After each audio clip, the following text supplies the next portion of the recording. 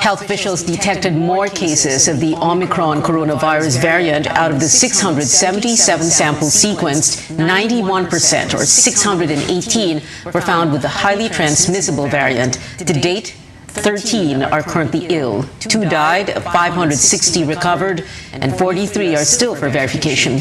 Nearly 500 were recorded in communities, mostly here in Metro Manila, while 121 were returning overseas Filipinos. Majority of these patients were carrying the stealth Omicron or BA2 sublineage. In a matter of weeks, Omicron has overtaken Delta in majority of samples tested for variants. Now, a recent Philippine Genome Center report shows travelers who breached quarantine protocols could have led to the spread of Omicron in the regions. Karen Bodkin has more.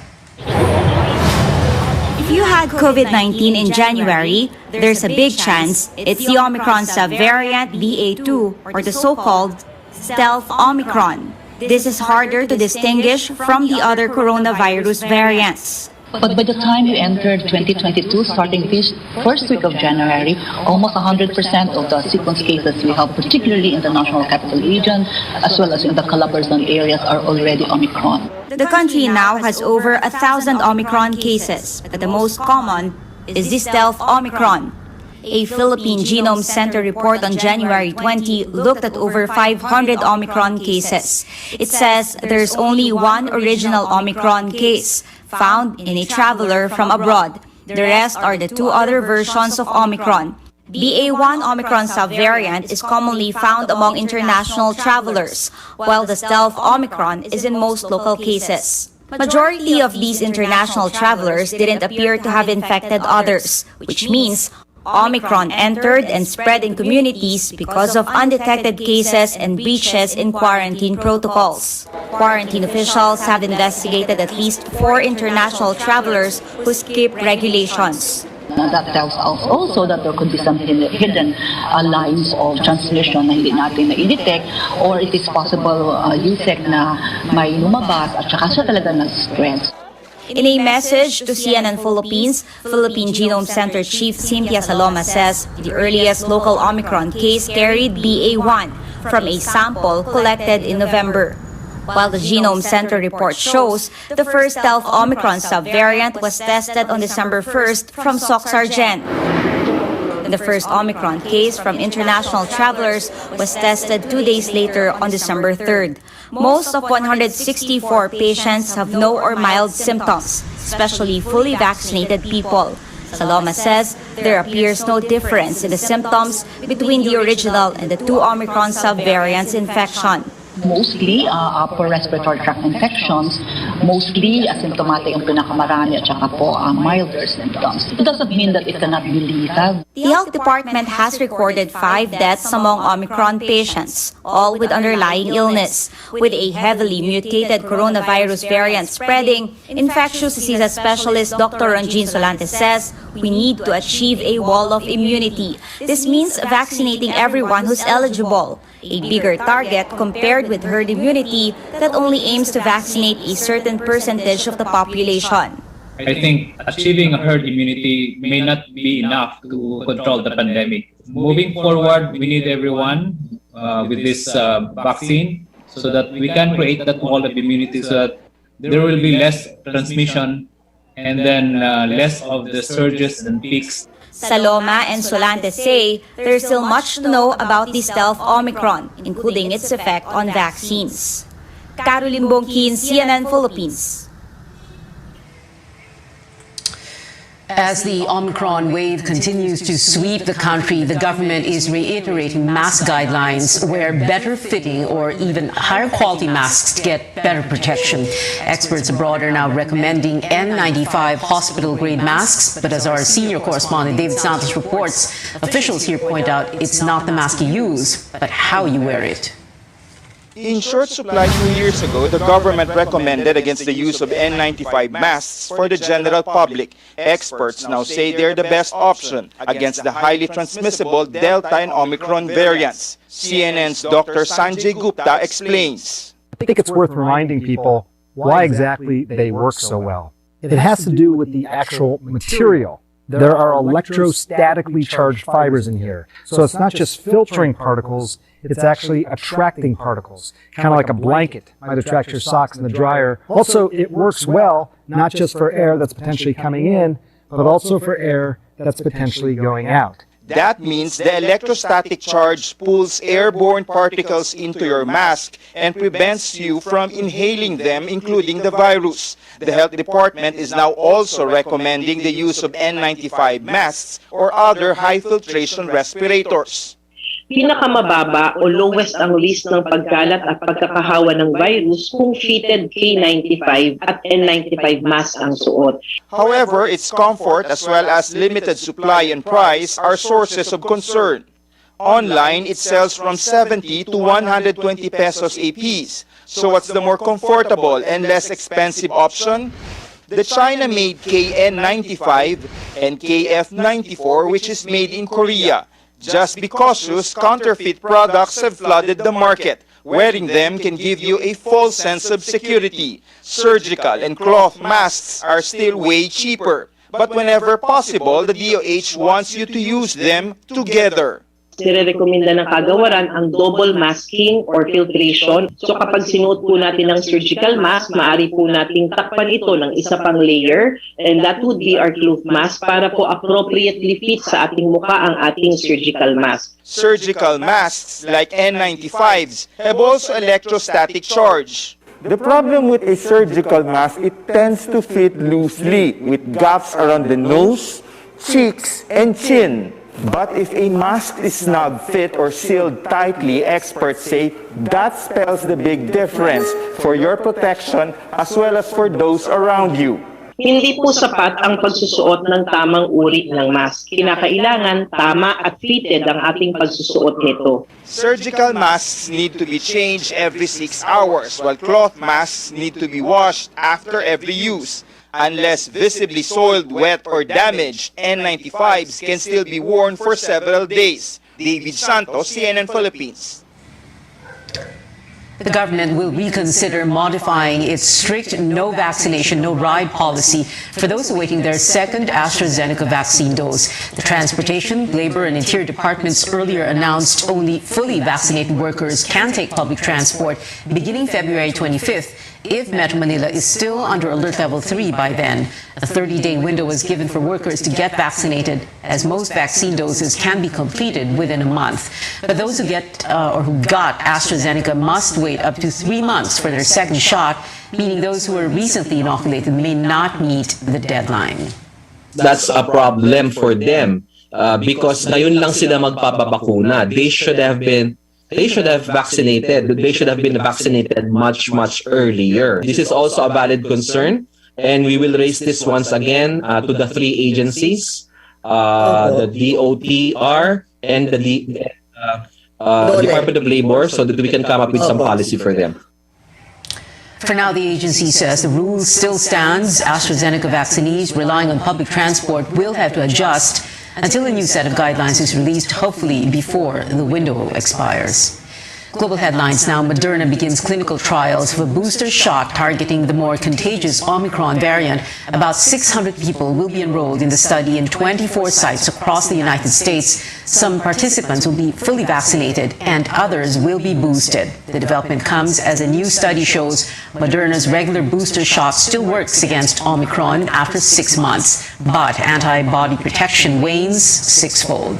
The White House outlining plans for the future of living with COVID-19 without disrupting normal life. Scientists are working to develop a universal vaccine that will protect against any type of coronavirus, including variants that cause COVID-19. But a top U.S. health expert says this pan-coronavirus shot will take years to make. So for now, it's important to get available doses and boosters as they still work against the virus.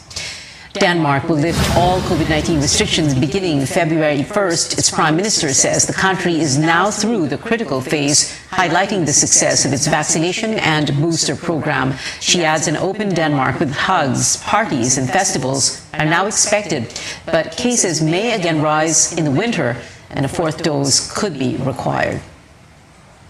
Up ahead on Newsnight, a Senate committee seeks the arrest of more individuals linked to to the controversy involving Pharmally Pharmaceutical. And who were the K-pop artists that got the most attention from Pinoys on Twitter? Find out after the break.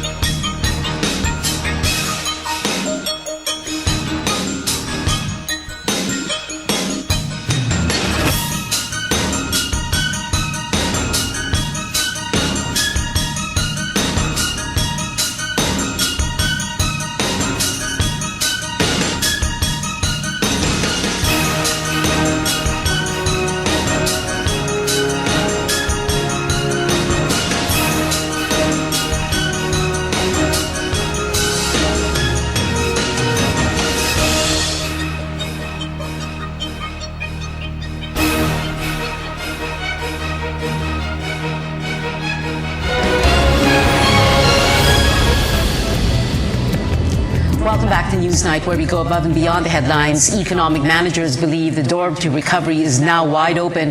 The 2021 growth beat expectations despite the devastation left by Typhoon Odette. Our senior correspondent Lois Calderon makes sense of the numbers. Early on in the pandemic 2 years ago, we visited this resort in Batangas. At the time, Casa Escondida managed to stay afloat using years of savings. It even kept all its staff despite times of zero sales. We revisit resort owner Dong Vergara to ask if business is returning to how it was before the pandemic, because President Duterte's economic managers are confident the country could return to pre-pandemic strength this quarter. Wala kami nararamdaman na pagbabago compared to sa last 2 years. Mababa kasi ang guest arrivals namin. The economic team reported outperforming its growth target for 2021, 5.6% versus a 5 to 5.5 goal. The economy zoomed in the last quarter of the year when lockdowns were eased, and despite the devastation from killer Typhoon Odette. Farm output fell, but the losses were offset by factory production and other sectors that remained open despite the lockdown, like construction, trade, and transport. Household consumption also got a kick from revenge spending, as kids were allowed to go out during the Christmas holidays.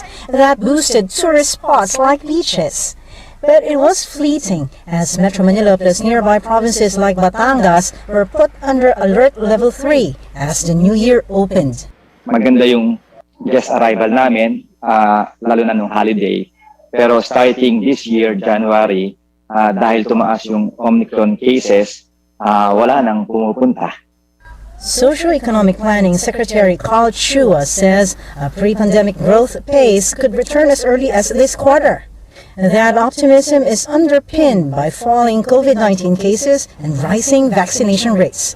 The lowering of alert level is imminent in the coming weeks. When we do a shifting from alert level 3 to alert level 2, for instance, in the NCR plus area, we can expect 3 billion per week improvement in our gross value added. Economic managers want an economy that's no longer held hostage by on and off lockdowns. They call it decoupling. When that happens, jobs will return and will stay. And businesses like Dong's Resort will no longer tread choppy waters, but rather cruise with greater certainty. Lois Calderon, CNN, Philippines. Senators want 5 more people arrested in connection with a probe on the alleged anomalous purchase of COVID-19 supplies. Let's bring in Amor Santos with the details. Go ahead, Amor. The Senate Blue Ribbon Committee seeks the arrest of several individuals linked to the embattled Pharmally Pharmaceutical. Committee Chairman Richard Gordon moved to cite them in contempt for not attending hearings on the alleged corruption scandal. Among them is businesswoman Rose Nonolin, who is running for Congress representing Quezon City. Her husband, Lin Wei-Shong, was identified as Parmali's financial manager. The Lins are also business associates of former Duterte advisor Michael Yang, who supposedly helped Parmali corner billions of pesos worth of supply contracts. Rose Nonolin was present in previous hearings, but she again asked to be excused on Thursday, this time due to COVID-19 and other illnesses. Her husband never showed up. Also facing imminent arrest are other private individuals tagged in the probe, including Gerald Cruz, Sofia Custodio, Dennis Manalastas, and Jason Uson. Walang tulong ang NBI, walang tulong ang mga pulis na mahuli itong dalawang tao ito na kasama sa lahat ng hanap buhay na malalaki ni Michael Yang na nagtatago. Walang iba kundi si Gerald Cruz, Executive Assistant ni Michael Yang, Jason Uson, na may milyon share sa mga kumpanya kung saan naroon din si Rose Nonolin at Michael Yang. Napag-alaman po namin si Mr. Uson po pala ay umalis na ng Pilipinas patungong Japan mga 3 buwan na nakalipas na September 2021. Malinaw na sa litra ng investigasyon siya ay umalis ng Pilipinas katulad ng asawa ni Rose Nonolin. According to tax expert Mon Abrea, the Lins, Cruz, Uson, Yang, and others should be held liable for violating the tax code. Parmali officials Mohit Dargani and Linton Ong are still detained at the Pasay City Jail for refusing to submit documents subpoenaed by lawmakers. Senate security personnel are still trying to track down Yang and former Procurement Service Head Lloyd Christopher Lau. Back to you. Amor, it's been months since Lau and Michael Yang were ordered arrested. Any information on where they could be? Well, Senator Gordon says Lau is hiding in Davao del Sur. If you can recall, the Senate security tried to arrest him in his registered addresses in Metro Manila, Cebu City, and Davao City, but he could not be found. Michael Yang attended today's probe virtually, but there's still a standing arrest warrant for him for allegedly lying. Tia. So, Amor, after 18 hearings, is the end in sight? Pia Gordon says they will wait for the arrests as the investigation continues, but he will already present a preliminary report at the plenary on Monday. Back to you. Amor Santos there reporting.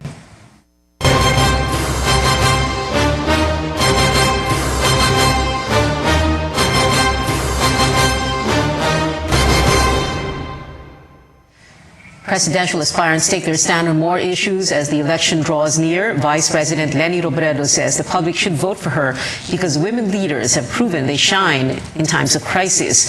She was also asked by talk show host Boy Abunda why people should not vote for her rivals. Bakit hindi dapat iboto si Bongbong Marcos?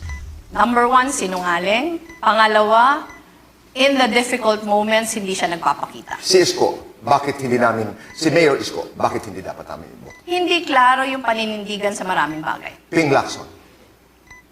Maraming salita pero kulang sa on-the-ground na gawa. VP Leni, bakit hindi namin dapat iboto si Manny Pacquiao, si Senator Manny Pacquiao? Ito malungkot ito, Boy, pero yung kabutihan ng loob kasi sa atin hindi sapat.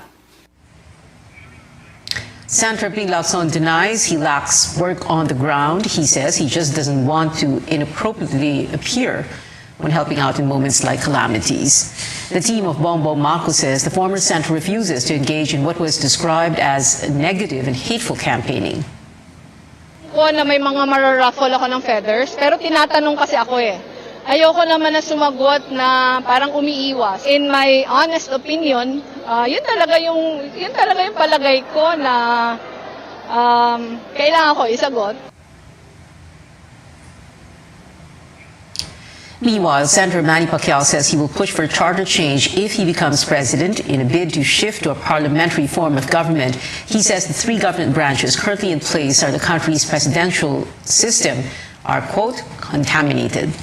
Labor leader Calyodi de Guzman will not focus on militarization if elected president. In an interview with DZRH, he says he would instead wage war against climate change and would forge alliances with other nations to fight the global emergency.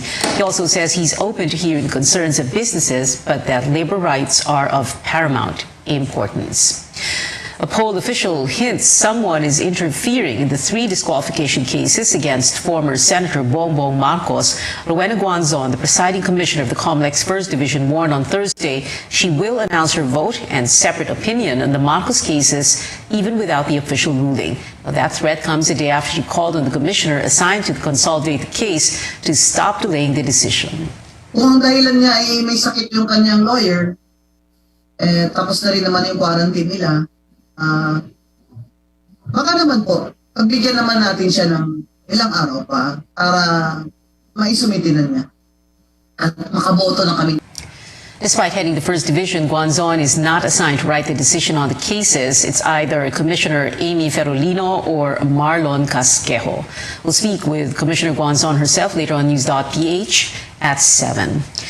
The Commission on Elections warning against social media accounts impersonating the poll body's key officials. COMELEC says these fake profiles are part of a broader attempt to undermine the integrity of the elections. The poll body is urging the public not to accept friend requests from these accounts and to report them instead.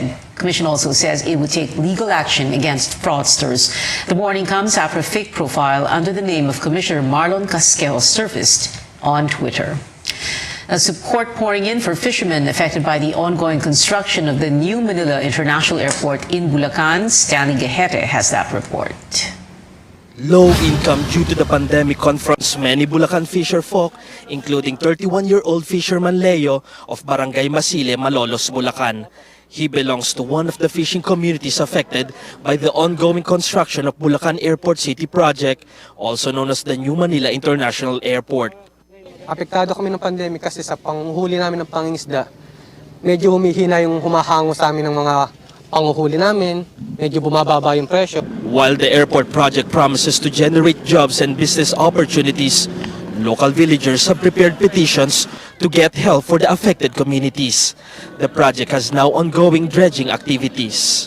Masyadong lumiit yung bahagi ng aming pinahingisdaan. Taahin talaga namin yung aming mga pangailangan na lagi naman sagot ay matutugunan. The 740 billion airport project of San Miguel Corporation says it has strong backing from local government officials and residents, provided the conglomerate ensures support for sustainable livelihood for local communities. Para po sa ating itatayong airport, kami po ay nagsimula dito sa mga mangingisda ng Bulacan Province since 2020 po, mga latter part of the 2020. After po natin na maglipat ng mga nasa mga sitios, kasali po sila dun sa mga nangingisda dun sa ating tatayuan ng airport. Fishing nets were provided to 175 fishermen, both in Malolos and Bulacan, Bulacan. Barangay fishery industry boards were also set up to create sustainable fishing activities besides relocation projects. Tinutulungan po natin sila na makapangisda sa ibang lugar na safe din po silang mangisda at sinusuportahan po natin ng mga gamit kagaya nitong pinamigay natin na pangkabuhayang lambat. Lubos po kami nagpapasalamat kasi po kahit papaano pinapansin nila yung pangangailangan ng aming mga ngisda. The Bulacan Airport is designed to accommodate up to 100 million travelers annually. It's envisioned to decongest the country's main gateway, the Ninoy Aquino International Airport. The multi-billion peso air hub is expected to operate in 2025. Stanley Gahete, CNN Philippines. Still ahead, we check in with some Filipino athletes competing in the Southeast Asian Games this May and find out which K-pop sensations became the talk of netizens on Twitter last year. Keep it here on CNN Philippines.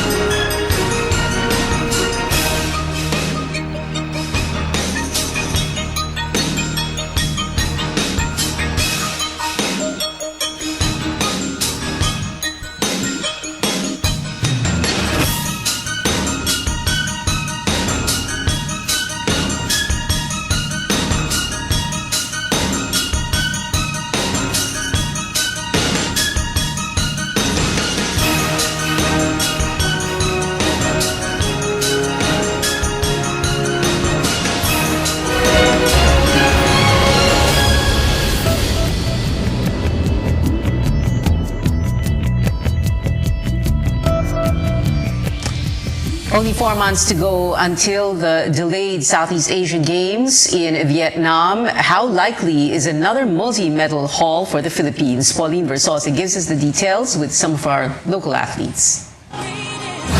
After dominating the 2019 Southeast Asian Games on home soil, Filipino athletes are on a mission to win big once again. This coming May, over 500 national athletes are set to see action in the 31st edition of the regional meet in Hanoi, Vietnam, that is finally pushing through after a 6-month delay.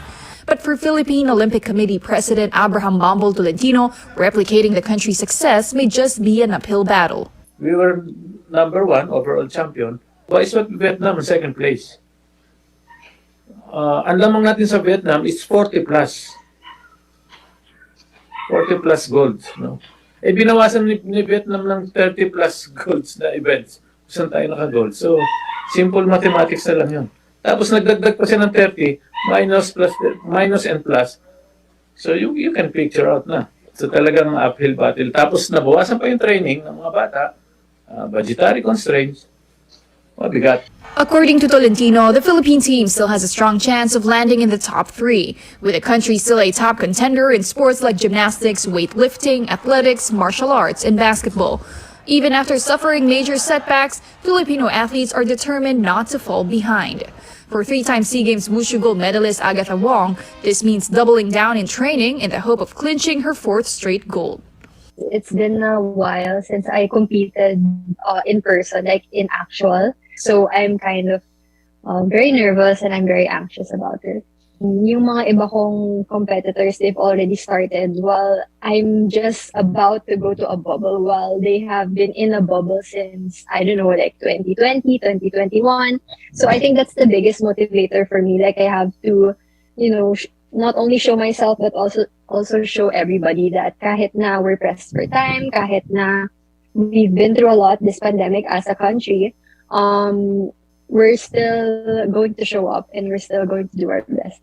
As they embark on this daunting task, 2019 SEA Games karate gold medalist Jamie Lim hopes Filipino athletes will continue to receive the same all-out support from their countrymen. Siyempre yung tiwala ng nation. So I hope that they still have our backs and they still believe in us kahit na kulang yung training. Because nga, I think the Filipinos know naman our spirit, our fighting spirit. So if they give the same support as they did in 2019, because I remember feeling so much support from the Filipinos, especially sa opening ceremony and the entire SEA Games. So maybe if we just keep that spirit up, that will be enough for us. The Philippine team is set to leave for Hanoi, Vietnam on May 6 and 10, with the 31st SEA Games taking place from May 12 to 25th. Pauline Versosa, CNN Philippines. Which K-pop artists did Filipinos tweet about most last year? Grammy-nominated BTS topped the K-pop Twitter recap list for tweets from the Philippines. They were followed by newcomers ENHYPEN and girl group Blackpink. BTS also took the top spot in global tweets. Over 68 million posts talked about their Permission to Dance on Stage concert last month. The 23-member group NCT is second on the list, consistent with last year's ranking. The Philippines made a big contribution to the global list, placing 3rd countries that tweeted about K-pop the most. And that is it for now. Join me again on news.ph at 7 p.m. I'm Pia Ontiveros for Newsnight, where we go above and beyond headlines.